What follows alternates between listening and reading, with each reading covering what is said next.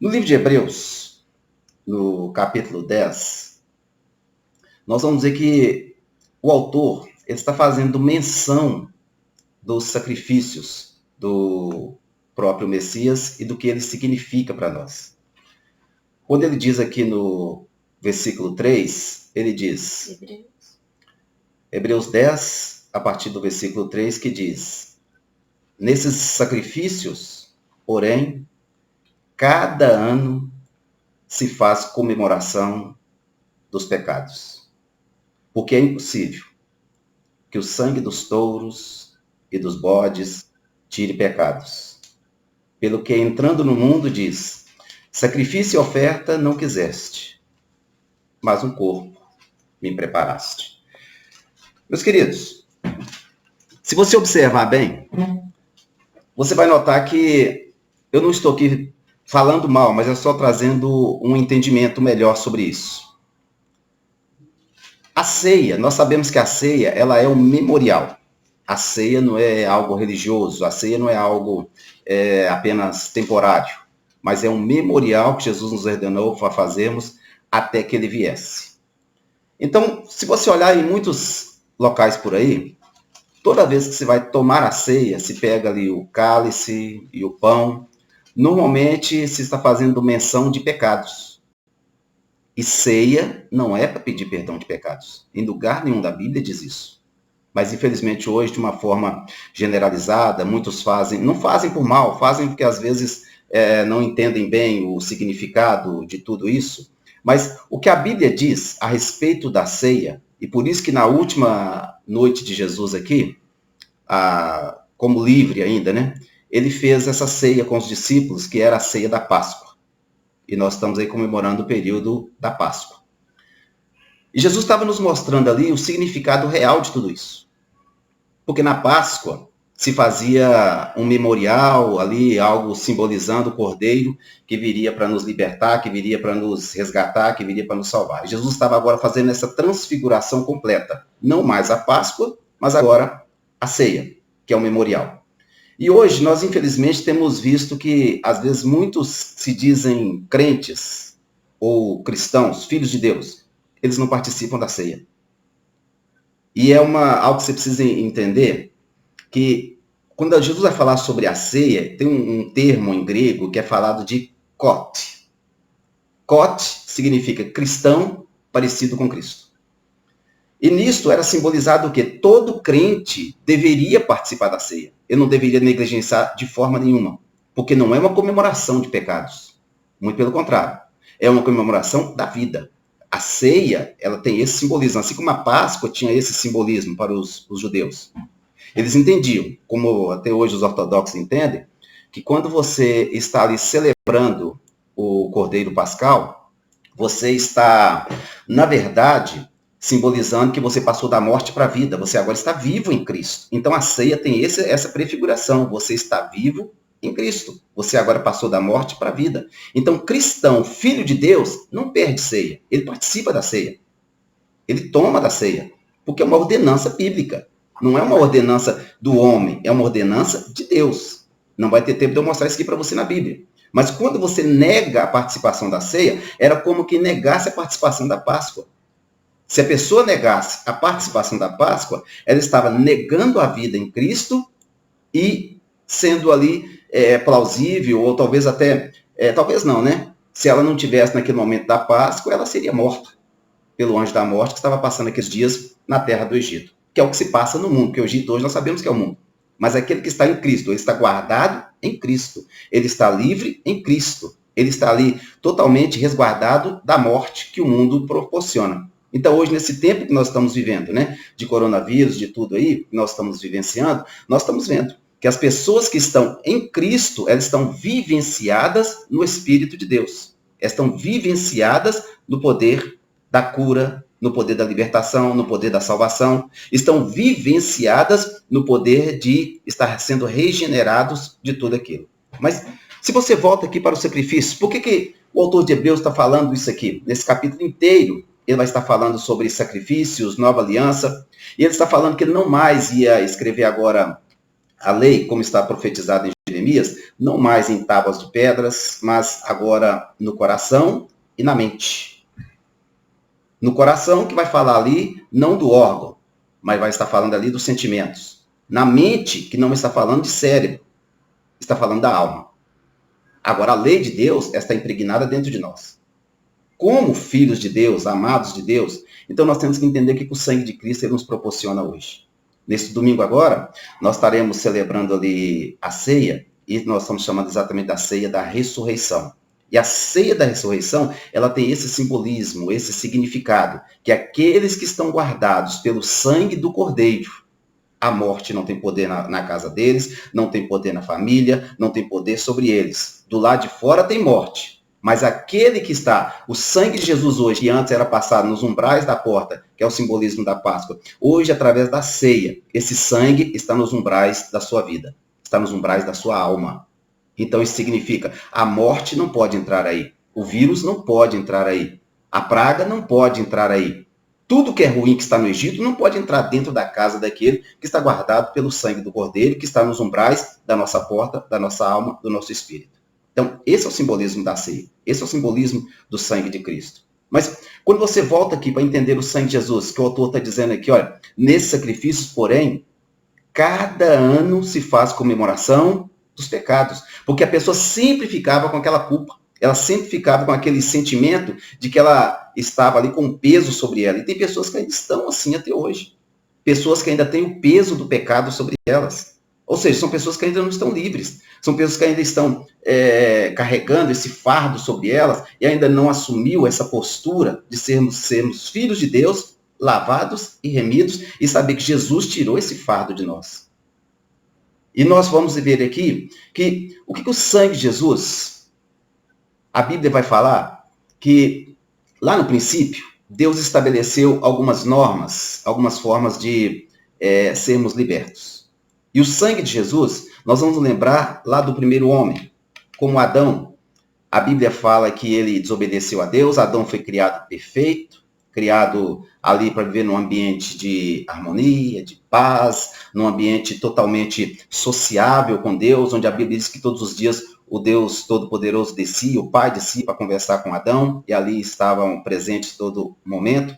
Mas lá no capítulo 3, vai falar da desobediência de Adão. Nessa desobediência de Adão, então nós vamos ver que a Bíblia fala que Adão, ele, de uma certa forma, ele como o primeiro homem, que era para viver uma vida eterna, plena com Deus, ele agora, ele cede esse direito a outro. Ou seja, ele passou o direito de vida, ele passou o direito que ele tinha em Cristo, ou em Deus ali naquele momento, para você entender melhor, para o diabo. E o diabo passou a ter domínio sobre os homens. Então, lá no capítulo 5, do verso 12, a Bíblia vai dizer que Adão, ele passa isso a todos os seus descendentes. Ou seja, aquilo que estava sobre ele, o pecado dele, a dívida dele, ele passa aos seus descendentes. Só que a Bíblia vai dizer que os filhos não têm como pagar essa dívida. Os filhos de Adão, que somos nós, não temos condições de pagar essa dívida. É por isso que lá no Salmo 49, no verso 7 ao 8, a Bíblia vai falar que não tem como nós sermos redimidos, não tem como nós pagarmos o pecado um do outro, não tem como nós resgatarmos uns aos outros. Porque o sangue de Jesus ele vai falar de resgate. Esse resgate que nos é proporcionado na palavra de Deus, se você ler lá, você vai entender melhor, que vai falar também lá no princípio de Efésios, no capítulo 1, no verso 7, que vai falar sobre esse precioso sangue que nos resgata, nos tira dessa condição de pecadores, nos tira dessa condição de escravos do pecado. Lá na cruz, quando Jesus está dizendo está consumado, que é o tetelestai, ou seja, Jesus consumou toda a obra do resgate em nós. Então é o sacrifício que verdadeiramente nos traz a paz. Ou seja, ele nos reconcilia com Deus. Por isso que nós não celebramos a morte, nós celebramos mais a vida em Cristo. Morte e ressurreição de Cristo. Ou seja, Jesus venceu a morte por nós. E nós vamos notar aqui que lá no capítulo 20 de Mateus, no versículo 28, vai falar que ele deu a vida dele por resgate de muitos. Querido, isso aqui é sério. Porque resgate de muitos, não é resgate de todos, mas é resgate de muitos. Porque a vida eterna, ela está compilada e ela está entrincheirada ou intrinsecada na sua condição de vida com Cristo. E você, quando você está fazendo isso, quando você está transformando essa palavra em verdade na sua vida, você está memorizando e você está trazendo à tona. Que um dia, há quase 2000 anos atrás, Jesus estava trazendo isso, essa realidade em nossas vidas para nós. Note, tem algumas coisas, alguns milagres no Antigo Testamento que você olha e às vezes você não entende bem. Você olha aquele milagre como algo, vamos colocar assim, algo corriqueiro na vida dos profetas. Mas no início do livro de 2 Reis, vocês vão se lembrar bem dessa história aqui, a Bíblia vai mencionar o milagre que Eliseu havia realizado com a viúva. Vocês conhecem a história, se não conhecem, vocês leiam lá. Mas a Bíblia fala que essa mulher, ela chega diante do profeta, e quem esteve na igreja esses dias vão se lembrar que eu estava falando sobre isso. O marido morre e a dívida fica para os filhos. Não para a esposa, mas para os filhos. E os filhos não têm como pagar essa dívida. Então, ali note, Eliseu, ele é a figura de Deus no Antigo Testamento. Ele era o representante de Deus aqui na terra. Então, qualquer um que quisesse consultar a Deus tinha que ir até o profeta. E indo até o profeta, então o profeta trazia uma resposta de Deus para esta pessoa. No caso daquela viúva, quando ela recorre ao profeta, ela está recorrendo a Deus. Mas qual é a reclamação dela? O meu marido morreu, ele era um dos discípulos do profeta, mas deixou uma dívida. E agora o credor está vindo, está levando os meus filhos como pagamento. Queridos, esta é uma figura do nosso pai Adão, o primeiro homem. Aquele que deixou a dívida. Essa mulher, que é chamada de viúva, não tem nome, ela é uma figura da igreja. Mas quando o profeta pergunta para ela o que é que você tem em casa, você vai ver que ela vai falar que ela tem um pouco de azeite. Ela tem uma botija com um pouco de azeite. Então, isso se encaixa aqui no que o autor de Hebreus está dizendo, quando ele diz que um corpo me preparaste. Jesus, ele vem a essa terra. E nós vamos ver que essa mulher, a figura da igreja, a ordem do profeta é, vai para a tua casa, pede vasilhas emprestadas aos teus vizinhos, vasos vazios, não cheios, mas vasos vazios. Entra para dentro da tua casa, você e teus filhos, fecha a porta, e então comece a derramar esse azeite. Então nós vamos ver aqui. O profeta é a figura de Deus, mas a mulher é a figura da igreja.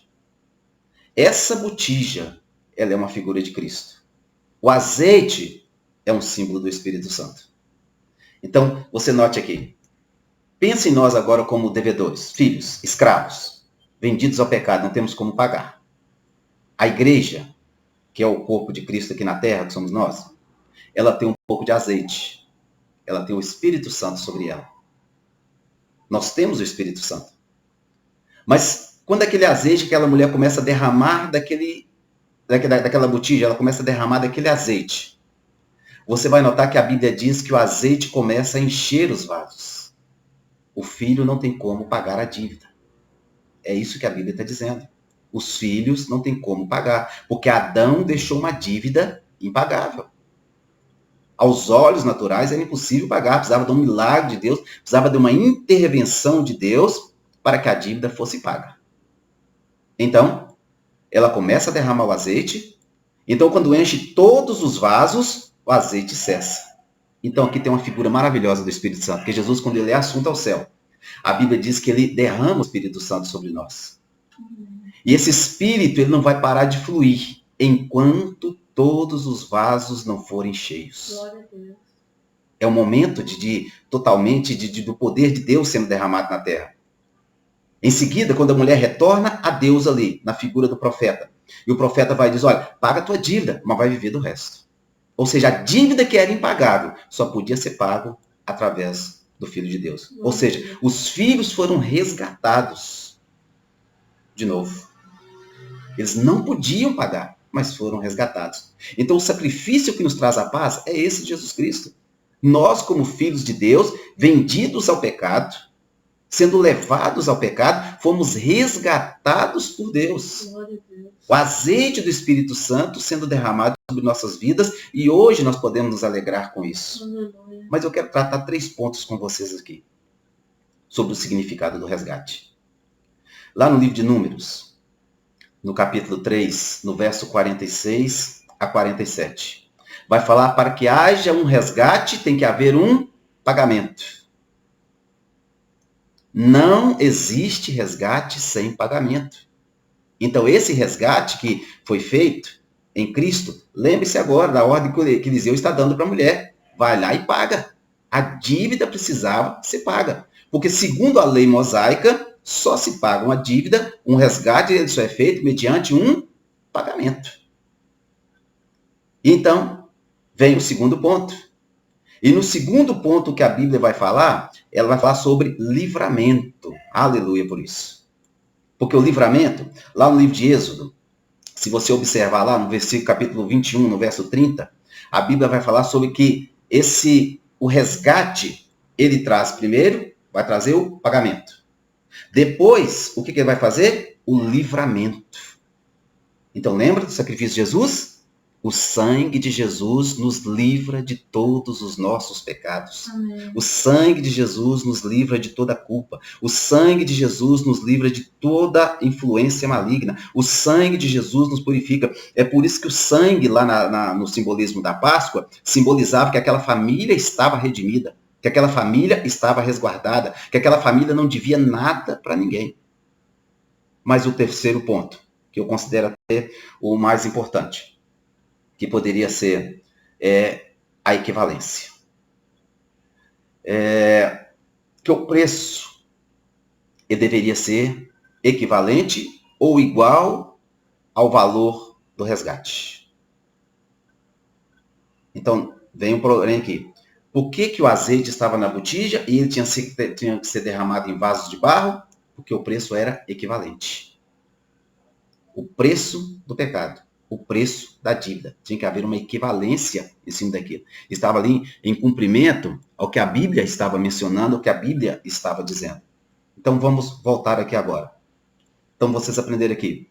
Pagamento, livramento, equivalência. Essas 3 obras de Jesus ali na cruz do Calvário. Você quer entender melhor sobre isso, o preço do pecado? Então, depois você lê na sua casa aí. Efésios 1:7, 1 Pedro 1:18 e 19. Vai estar falando sobre esses pontos aí que eu estou mencionando para vocês. O fato de Adão nos vender ao pecado está lá no livro de Romanos 5:12.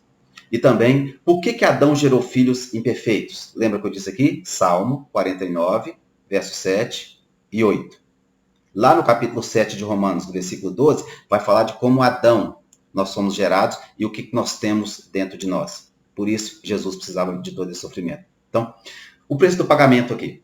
A Bíblia vai falar, então, nesse pagamento, que diz que os cristãos, eles foram comprados por um preço. Ou seja, havia um preço pelo nosso resgate. Havia um preço pela nossa redenção. Havia um preço pela a nossa vida eterna. 1 Coríntios 6, no versículo 20 e também no capítulo 7, no versículo 23, que o preço foi o sangue de Jesus. Este foi o preço. Tinha que haver uma equivalência. Tinha que haver um pagamento. Tinha que haver um livramento. E lá no capítulo 5 de Apocalipse, se não me falha a memória aqui, vocês confiram aí, mas eu tenho certeza que está lá no capítulo 5, tá? Se eu não me engano, está no versículo 8 e 9, que está dizendo o seguinte, que com o sangue dele, ele comprou todas as pessoas para Deus, de toda língua, tribo e nação. Ele comprou todos para Deus. Você foi comprado. Portanto, se você foi comprado do pecado, se você foi comprado, se você foi resgatado, então para você a ceia nunca deveria ser um peso. A ceia para você deveria ser um momento de alegria, onde você não perderia por nada desse mundo. Você se alegraria. Porque naqueles dias, veja, que nós lemos aqui, as pessoas faziam ainda lembrança de pecado. Quando você ainda está se lembrando dos seus pecados, que você ainda toma a ceia, que você vai à igreja, que você ora, que você se achega à presença de Deus, e você ainda tem esse peso dentro de você, você ainda tem essa culpa, esse fardo dentro de você, significa que você ainda não acredita que o sangue de Jesus te purificou dos seus pecados. Você ainda está trazendo culpa sobre você, o diabo está conseguindo te acusar ainda. Você ainda não tem certeza da sua salvação. Você ainda tem esse pensamento que você precisa fazer alguma coisa para que você fosse resgatado. Você precisa fazer alguma coisa para que o seu pecado pudesse ser coberto. E você não pode fazer nada. Assim como os filhos daquela mulher. Por que vai falar que é filhos pequenos ali? Porque está simbolizando ali de inocência. Está simbolizando ali de fragilidade. São crianças. Eles vão pagar com o quê? Como que eles vão pagar o preço? A dívida é impagável. Jesus mencionou isso numa parábola também, onde vai falar de duas pessoas que uma devia um talento, outro devia 100, e era uma equivalência enorme naqueles dias, e ele está dizendo, não tem como vocês pagarem. Então tem que haver alguém para pagar por vocês. Tem que haver alguém para fazer esse milagre por vocês. Mas o segundo ponto agora que vai falar do livramento, que o sacrifício de resgate de Jesus, ele torna possível o livramento do pecado. Ele torna possível. Não é algo transitório. Não é algo que vai passar, mas o sangue de Jesus ele te torna isso possível. 1 Coríntios 1,30, o apóstolo Paulo está tratando sobre isso. Colossenses 1,14, aqui no livro de Hebreus 9,15 também, vai estar falando sobre isso também, que há esse momento, há essa dádiva de Deus sobre nossas vidas e sobre nós. Glória a Deus por esse momento. E tem também, no caso aqui, a equivalência. E essa equivalência em Cristo. Nós vamos notar aqui que o sacrifício de Jesus, ele corresponde ao que Adão perdeu, uma vida humana perfeita. Adão perdeu isso. Adão perdeu essa dádiva, uma vida humana perfeita. Ele está vivendo uma vida agora escondendo de Deus, com culpa sobre si, e agora ele está trazendo sobre ele esse fardo. Então, a Bíblia vai dizer lá no livro de 1 Coríntios também. Depois você confere aí na sua casa, aí na sua Bíblia. 1 Coríntios 15, do verso 21, 22 e 45 e 46. Que a Bíblia diz, pela desobediência de um só homem, muitos foram feitos pecadores.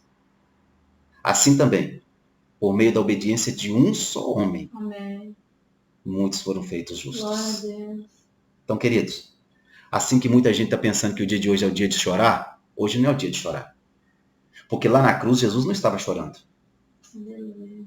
Lá na cruz, Jesus não estava moribundo. A Bíblia diz que ele estava alegre, como o profeta Isaías vai nos dizer. Ele viu o penoso trabalho das suas obras, ele se alegrou com isso. Ele estava alegre. A Bíblia vai dizer que ele estava zombando do diabo na cruz. Em seguida, quando Jesus ele vai ali à cruz, ali, ele está sabendo. Ele olha com um olhar de ternura, um olhar de compaixão. Ele olha ali para todos que estão ali aos pés da cruz, principalmente dos malfeitores, principalmente ali dos romanos, daqueles que estavam infligindo sobre ele tamanho sofrimento. Então a Bíblia diz que ali ele está perdoando a todos. Aleluia. Ele está perdoando até mesmo os seus agressores. Glória a Deus. Ele está perdoando todos que estão em volta dele e todos que estão longe e que estão perto. Então nós vamos ver aqui que o sacrifício de Jesus, ele é um resgate correspondente. Ele é um resgate que está te tirando você da escravidão. Você não tem que viver mais escravo do medo, escravo do pecado, escravo do vício. Você não foi mais feito isso aí. A Bíblia diz que você foi resgatado com o precioso sangue de Jesus. Amém. Então, quando você pensar nesse dia, pensar na morte de Jesus lá na cruz, pense de uma forma mais livre. É você pensar o seguinte, olha, a minha dívida era impagável, mas Jesus pagou por mim. Ele me amou de tal forma, ele me ama de tal forma, que ele me dá o que ele tem. O que eu não posso conquistar com os meus méritos, com o meu esforço, ele conquista por mim. Então, meus queridos, estar na igreja, congregar, estar juntos no corpo de Cristo, não é, nunca foi e nunca será uma religião. É um mandamento de Jesus. Se você está desprezando a congregação, se você está desprezando a ceia, se você está desprezando o sacrifício de Jesus, note que quando ele vai falando sobre isso aqui, se você leia depois esse capítulo aqui que eu li com vocês com calma, a Bíblia está dizendo que você está desprezando o sangue de Jesus. Você está desprezando o sangue do Salvador. Por isso que na Páscoa era dito que ninguém deveria ficar fora. Todos deveriam participar. A nossa Páscoa hoje é Cristo. É Ele que é a nossa Páscoa. É Ele que nos transportou. É Ele que nos fez, nos deu esse passaporte da morte para a vida. Como que você despreza isso hoje? Veja, se você está com a sua Bíblia aberta aí na sua casa, no versículo 9, olha que no versículo 8 Jesus diz, como acima diz, sacrifício e oferta e holocaustos e oblações pelo pecado não quiseste, nem te agradastes, os quais se ofereceram segundo a lei. Então, disse, eis aqui, venho para fazer, ó Deus, a tua vontade. Tira o primeiro para estabelecer o segundo, na qual vontade temos sido santificados pela oblação ou pelo sacrifício do corpo de Jesus Cristo, feita uma vez. Quem está vivendo a prática do pecado? Então, entenda isso aqui. O autor de Hebreus ele vai dizer aqui mais à frente algo que assim, é até pesado para a gente falar. Mas ele diz o seguinte, olha, aquele que já foi redimido, aquele que já conheceu o sangue da nova aliança, aquele que já reconheceu Jesus e ainda vive na prática do pecado, ele vai dizer, já não resta mais sacrifício pelo seu pecado, mas apenas uma expectação horrível de condenação e fogo eterno. Então Jesus está nos chamando para um momento de arrependimento. O arrependimento da igreja, o arrependimento da nação, o arrependimento de todos nós, para vivermos uma vida com Deus. Queridos, eu não sei se vocês estão acompanhando tudo aí mais de perto, não as más notícias, mas as boas notícias, porque as más notícias era aquela notícia que os discípulos tinham, os discípulos de Emaús estavam tendo, né? Eles estavam cheios de más notícias, Jesus estava de boas notícias. E eles ainda ficam ali irados com Jesus ali, dando uma resposta, dizendo, será que você é o único em Jerusalém, em toda aqui a Judéia, que não sabe os acontecimentos dos últimos dias? Jesus, não sei. Quais são os últimos acontecimentos? Será que você não sabe Jesus, varão valoroso, varão maravilhoso? Nós achamos que ele ia ser o salvador do mundo, mas ele morreu? Não, queridos. Essas não são as últimas notícias. As últimas notícias é que Jesus ressuscitou. Amém. Estas são as últimas notícias. Você não tem que estar com medo do que está no mundo. Você não tem que estar com medo do que está acontecendo lá fora. Se você ainda tem tanto medo do que está acontecendo lá fora, significa que você ainda não tomou posse dessa vitória aqui, do sangue de Jesus sobre a sua vida, que está passando nos umbrais da sua alma, nos umbrais dessa casa. Aquilo que a casa dos judeus representavam naqueles dias, olha, o sangue lá nas janelas, o sangue na porta. Porta vai falar aqui da nossa alma. Seus olhos, seus ouvidos são as portas da casa. A sua boca é a saída. Mas tem que ir as portas da sua casa por onde estão entrando as coisas. E o que está entrando dentro da sua casa? Você já passou o sangue de Jesus sobre os umbrais da sua casa? Ele já está passado aí? Se ele já está passado, se você já crê nesse sacrifício lá da cruz, nesse sacrifício maravilhoso lá, você não tem nada a temer. Porque aquela palavra que Jesus dá é uma palavra de vida eterna, é uma palavra recompensadora. Porque ele vai dizer o seguinte, olha, se você beber alguma coisa mortífera, não vai te causar mal nenhum. Não é que você vai sair por aí bebendo veneno, não, que você ia tentar a Deus. Mas você está nesse mundo, mas você tem que se lembrar que você é luz nas trevas. Como que a luz, Jesus vai falar isso sobre nós, sobre a igreja de Jesus Cristo, ele diz o seguinte, olha, como que você pega a luz e coloca embaixo do alqueire, embaixo da cama? Como você faz isso? Como que a igreja está recolhida em casa com medo agora, essa igreja era para ser luz no mundo? Como? Eu não estou entendendo o que a palavra de Jesus está surtindo efeito na vida dos cristãos. Porque se você é luz no mundo, então Jesus diz, olha, quando você acende uma candeia, você coloca essa luz no velador, para que ela ilumine toda a casa. Você não coloca embaixo da cama, mas os crentes hoje estão embaixo da cama. Eles estão acolhidos embaixo da cama porque eles não têm ainda certeza do sangue de Jesus sobre a vida deles. Mas isso aqui, para você ter certeza, vai requerer de você uma vida, uma intimidade com o Senhor. Essa porta fechada aqui da mulher significava, olha, eu estou fechando para o mundo, mas estou abrindo para Cristo. O milagre não está no mundo, o milagre está em Cristo. O milagre está aí dentro de você, está no interior. Não está no exterior. O Eliseu não mandou a mulher buscar no exterior a salvação. Ele não mandou a mulher buscar no exterior o que ela precisava. Muito pelo contrário, mandou ela buscar no interior. Porque o que ela precisava estava dentro, não estava fora. E ali a botija. Vou dizer que ela voltou a derramar sobre vasos vazios. Talvez você seja esse vaso vazio hoje. Permita-se. Deixe-se ser cheio pelo Espírito Santo. Ser preenchido pelo Espírito Santo. Limpe o interior de tantas más notícias, de tantas más conversações. E ele diz aqui, se você quiser acompanhar comigo aí, no versículo 15, ele diz, e também, o Espírito Santo nos testifica. Porque depois de haver dito, este ou esta é a aliança ou o concerto que farei com eles depois daqueles dias, diz o Senhor. Porei as minhas leis em seu coração e as escreverei em seu entendimento, na sua mente. E ele ainda acrescenta, e jamais me lembrarei de seus pecados e de suas iniquidades. Ora, versículo 18. Onde há remissão destes, não há mais sacrifício pelo pecado. Glória a Deus. Não há mais sacrifício pelo pecado. Não há mais sacrifício por obras vazias. Se você está fazendo sacrifício, eu sei que muitas igrejas hoje, infelizmente, ainda sem o conhecimento verdadeiro da fé, ainda fazem muitos sacrifícios. Tem gente andando de joelhos a longas distâncias. Eu não estou aqui condenando a fé das pessoas, nem criticando, mas elas estão fazendo sem um verdadeiro entendimento. Elas não acreditam no sangue do Cordeiro, no sangue de Jesus. Elas não acreditam que os pecados delas já não existem mais. Então elas estão sempre fazendo, no momento do memorial da ceia, elas estão sempre fazendo recordação de pecado. Vocês que nos acompanham na igreja, vocês nunca nos viram, no momento da ceia, fazer recordação de pecado. Porque não há recordação de pecado. Há recordação de vida.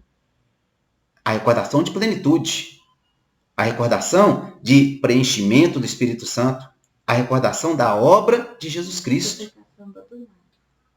É nisto que nós estamos nos pautando. É nisto que nós estamos vivendo. Aí vai falar, tendo, pois, irmãos, ousadia, para entrar no santuário pelo sangue de Jesus. Ousadia para entrar no santuário. Então você não precisa mais ter medo de chegar à presença de Deus. Você não precisa mais ficar com esse medo. O sacrifício que você tem que fazer hoje são sacrifícios de louvor, sacrifícios de adoração. Então, para você entender aqui, quais são os sacrifícios? Então você vai ver aqui. Eu não sei se você pode chamar isso de sacrifício. Mas você sair da sua casa e ir ao templo, se para você é um sacrifício, tudo bem que seja. Mas faça. Faça, porque é bíblico.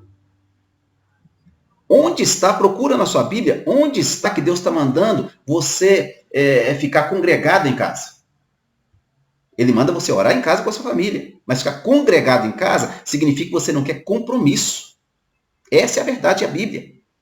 E você aprende isso quando você está junto no corpo de Cristo. E ele diz mais, pelo novo e vivo caminho, que ele nos consagrou pelo véu, isso é, pela sua carne. E tendo um grande sacerdote sobre a casa de Deus, cheguemo-nos com verdadeiro coração, em inteira certeza de fé, tendo o coração purificado da má consciência e o corpo lavado com água limpa. Retenhamos firmes a confissão da nossa esperança, porque fiel é o que prometeu. Aleluia. Fiel é o que nos prometeu.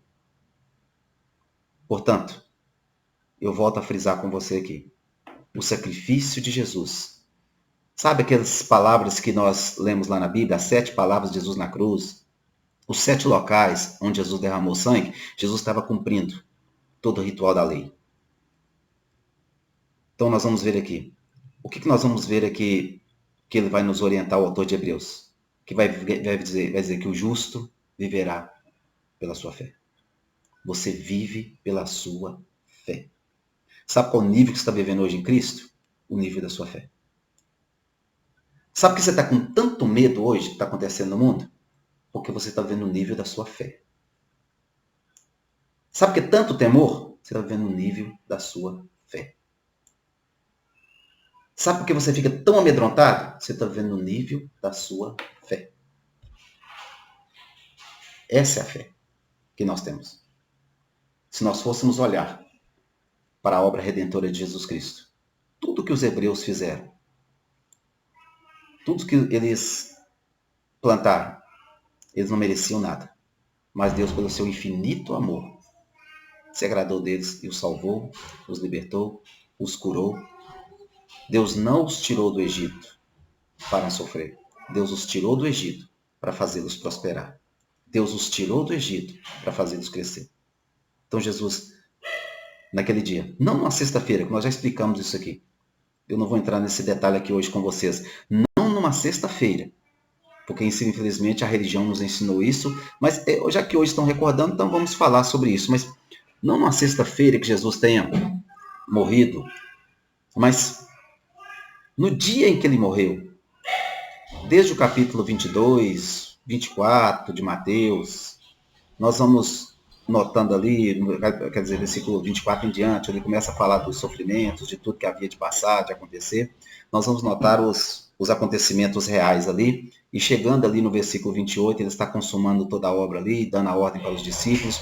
Ele sai pregando a obra de redenção, a obra de salvação, a obra de cura. Ele sai manifestando a grandeza de Deus, o poder de Deus. Ele sai agradecendo a Deus, até pelo perdão dos pecados. Pedro, um dos maiores propagadores da fé, você vai notar que Pedro, ele em um momento ele se intitula um grande cristão, um grande homem de Deus, um grande, vamos colocar assim, homem da fé. E Jesus já estava dizendo para ele: olha Pedro, ainda essa noite, antes que o galo cante, você vai me negar 3 vezes. Ou seja, eu quero te dizer algo. O seu pecado não pega Deus de surpresa. Ele conhece o seu amanhã. Isso não te dá respaldo para você continuar errando. Não te dá respaldo para você continuar fazendo coisas erradas. Mas isso não pega Deus de surpresa, porque ele te perdoou antecipadamente. Jesus estava dizendo para Pedro: você vai me negar, mas eu já te perdoei. Mesmo Pedro dizendo que não ia dizer, você vai me negar.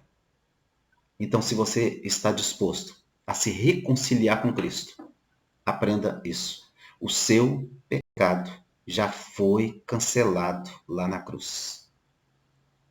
Lá na cruz. Aqueles pregos que estavam nas mãos e nos pés de Jesus. Aquela lança que traspassou o seu lado. Aquela coroa de espinhos. As bofetadas que ele tomou. As chicotadas que ele levou. Ele estava cumprindo tudo o que precisava, todo o sacrifício que precisava ser feito. Então hoje, nós entramos na presença de Deus por esse novo e vivo caminho. Um caminho aberto pelo sangue de Jesus. Então eu quero aqui reiterar com você, para nesse domingo, nós estaremos, para você que não pode participar conosco, como nós já dissemos aqui, alguns aí que, por alguma impossibilidade, estão no grupo de risco, e nós não queremos ser imprudentes com ninguém.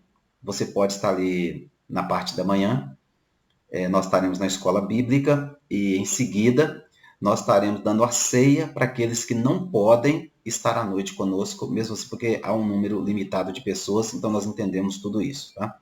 Mas nós estaremos ali à noite, né, pela live também, transmitindo a mensagem para aqueles que vão ficar em casa, ou se você preferir, você pode pegar o pão ali, e se você tiver um jeito de levar o suco também, quando nós estivermos servindo a ceia na igreja, você na sua casa pode estar ceando com a gente também no mesmo momento. Mas tudo seguindo os parâmetros de que estão sendo ditos aí pelas autoridades, tá? Está tudo sendo feito, preparado, com muito carinho para você e também com toda a higienização necessária que está sendo prescrita por todos aí para que você possa participar. Mas não deixe esse momento de lado. Crente que é filho de Deus, lavado, remido no sangue, não perde ceia. Assim como era o simbolismo da Páscoa. Eu volto a dizer aqui. O simbolismo da Páscoa é, se você quisesse ter redenção para a sua vida, se você quisesse ficar livre do anjo da morte, você teria que participar da Páscoa. Hoje, o sangue de Jesus ele vai dizer, olha, aquele que não come do meu corpo e não bebe do meu sangue, não tem parte comigo. Então entenda isso, é Jesus que está dizendo, não sou eu. Então se você é daqueles que não está nem aí para cear, não sou religioso. Isso não é religião, querido, isso é ser filho de Deus. Religioso você está sendo quando você não toma da ceia, você está sendo religioso. Tomando da ceia, você está se adequando e você está fazendo parte do corpo de Cristo. Isso é fazer parte. Isso é ser filho de Deus. É aquele que ouve os mandamentos de Jesus e obedece. Não é só aquele que ouve, é o que obedece. Esse deveria ser o seu principal, vamos colocar assim, a sua principal motivação para ir à igreja. Está fazendo parte do corpo de Cristo. Não perca por nada desse mundo. Seja o que for. Se você tem um sacrifício, tem que fazer hoje. Que esse seja o seu sacrifício. Está indo à casa de Deus. Sua carne não vai querer nunca, queridos. Eu sei que muita gente está desanimada, dizendo, olha, eu estou desanimado com a igreja, estou desanimado com as instituições. Queridos, se você está desanimado com a instituição, significa que você é servo dela. A igreja é de Jesus Cristo.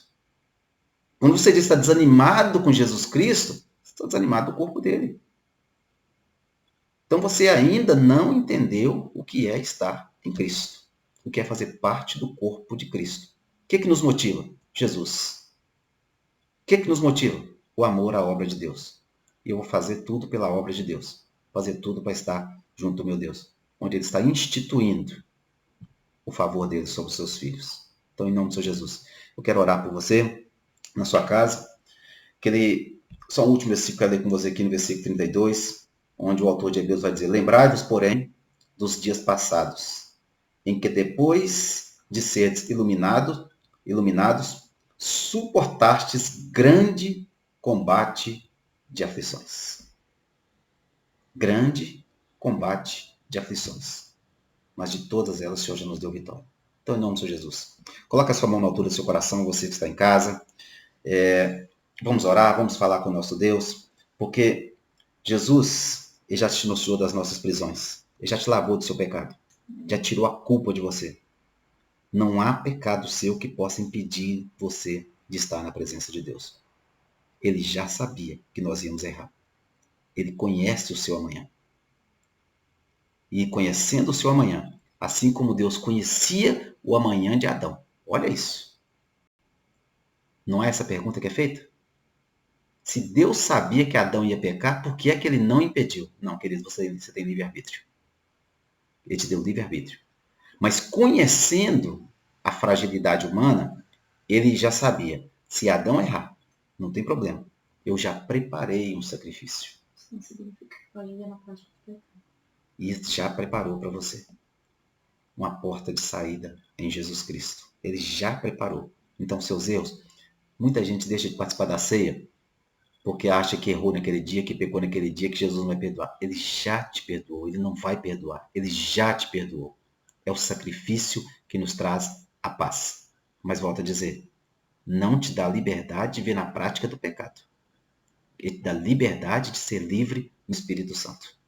Onde há o Espírito de Deus, aí há liberdade. E o Espírito testifica com o nosso Espírito que somos filhos de Deus. E testificando que somos filhos de Deus, então ele nos ensina a obedecer ao Eterno.